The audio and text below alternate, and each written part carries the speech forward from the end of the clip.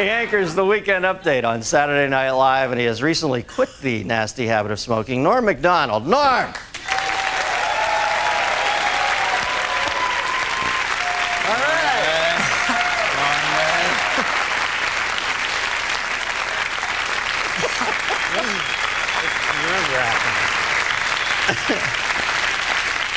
Now, you're a young iconoclast, Norm. You know, the kids, they get you. What? No, I was going to wear a suit, and I don't think it. I like this whole D.B. Cooper look for you, man. This is... Now, is he the guy that jumped out of the plane? No, no. He's married to Alice Cooper. Now, the thing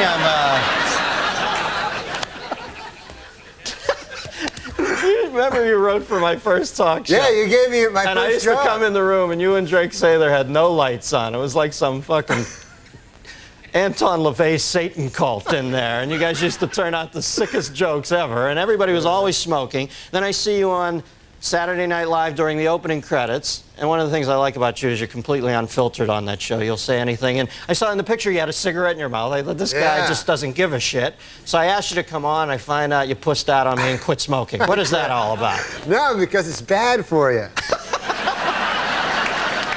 They have these fucking things on the side. You have to read the fine print where it says, it's bad. Now, when did you first start smoking? I started smoking when I was a kid, like when I was, I think I was like 14, and I thought, I'll look really cool, like if I start smoking, because I didn't get along with anybody. So I started smoking. Wouldn't you know it, I did look cool. All of a sudden, all these broads like me and everything. Not broads, but ladies, girls, women. And it was hard though, man, because I was guilty about it all the time I smoked, because I always thought, you know, I always knew it was bad for me, you know? Like, even though some guys will say that it's good because their uncle lived long or something and he smoked, you know, and they'll go, hey, what about, you know, that old guy, you know, Bert Mustin, what about that guy, you know? And then he just because he lived long, that doesn't mean anything, right? That's just one guy. You can't, just because Bert Mustin lived long, you're all of a sudden... You did your master's thesis on this, didn't you? Now, did people bother you a lot when you're smoking? Were people pissed off when... Yeah, people don't like when you smoke, you know. They're bothered, like... I gotta admit, though, secondhand smoke is bad. Like, I don't like... When I smoked, I didn't like secondhand smoke. Yeah. You know? I like that first-hand smoke, because you get to suck it right out of the cigarette, you know? And the second-hand... Any fucking thing that's already been ingested by someone is not as good, you know? You know what I mean? Like a pork sandwich is delicious, but after a digested pork sandwich, that's fucking shit. You know? You can't fight that logic, Norman. You cannot? Do you think advertising brings kids to smoking? You know, there's a lot of fight with the Joe Camel thing. Do you think they really?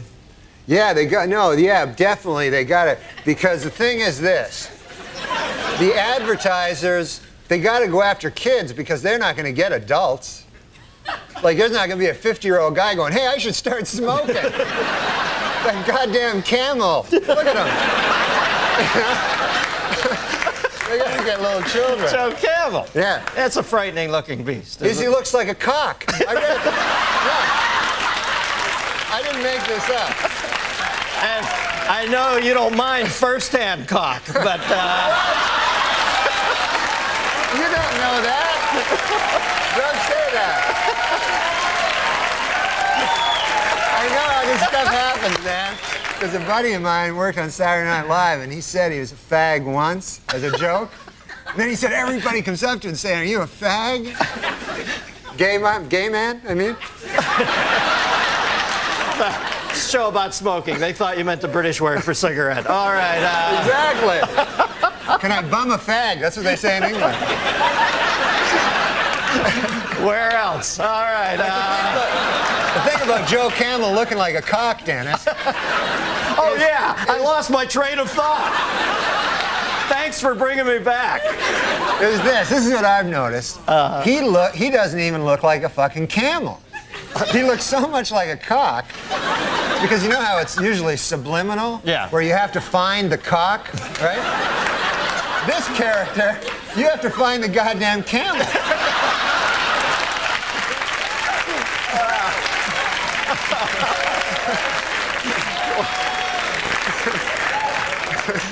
Yeah, believe me, when you only get 2 humps out of a cock, it's not worth smoking. All right, now, line 2, we got a phone call for you.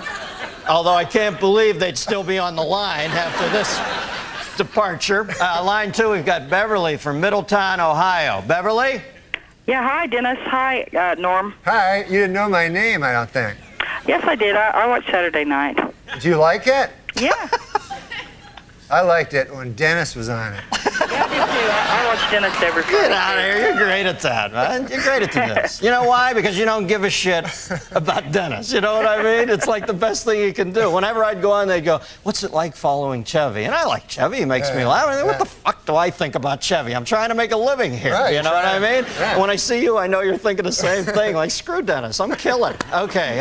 Anyway, go ahead. What's your question? Okay, since nicotine is such an addictive drug, do you think someday you'll have to have a prescription to buy a pack of cigarettes? Well, you know, they always bring up the Constitution and talk about how we should still have the right to a militia and all that. But let's face facts, this country was built on tobacco growers. So, you know, if you're going to start changing, if you're not going to change one thing because it comes from way back then, you can't change this either. There are farmers out there who make a living. Tobacco is one of the crops that got this country going. So, no, I don't think they'll ever make it illegal. Yeah, no, they shouldn't make it illegal. I know. I think Norm's backing me up on that. What motivated you to quit? Well, I guess I read this thing about how it was like a phallic symbol, and that my doctor went in. He said, you probably have an oral fixation, which you know what that means. Let's not kid ourselves, right? So that's why I always smoke like cigarettes instead of cigars, because if I'm gonna have I like a little white thin cock, you know? Are we back to cocks again? I go away to Ohio, Middletown, the center of the universe, to take a nice clean call, and then I space out. I'm thinking, I can't listen to Norm for a second. I gotta get a time cue here. I come back and you're talking about having a thin white cock in your I don't have a thin white cock. In my cock, you mean? No. In my mouth. No, you misunderstand. What I'm saying is this. I'm just saying Don't make the mistake of thinking I fucking listen to you. I just want to make it clear about that cock thing.